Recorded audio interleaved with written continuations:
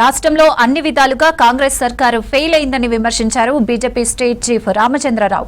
దేశంలో ఎక్కడ ఎన్నికలు జరిగినా కాంగ్రెస్ పార్టీకి డబ్బులు ఇస్తుంది తెలంగాణ రాష్ట్రమే అని ఆరోపించారు.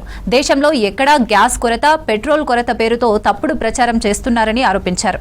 రాష్ట్రంలో ఏ ఎన్నికల్లో జరిగినా బీజేపీ ఒంటరిగానే పోటీ చేస్తుందన్నారు రామచంద్రరావు.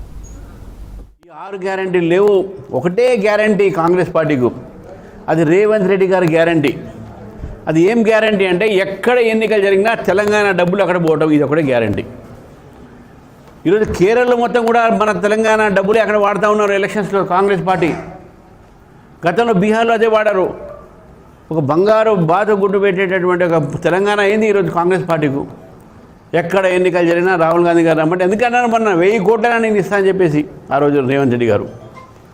కాబట్టి నేను రేవంత్ రెడ్డి గారిని ఒకటే కోరుతా ఉన్నాను, ఈరోజు రాష్ట్రంలో మీరు ఈ 6 గ్యారంటీలను అమలుపరచకుండా బయట ఒక రాష్ట్రాల్లో పోయి మేమేదో చేస్తున్నాం ఇక్కడ అని చెప్పేసి చెప్పుకునేటటువంటి ఒక అబద్ధాల ప్రచారం అవుతుందో అది ఆపండే, మానండే.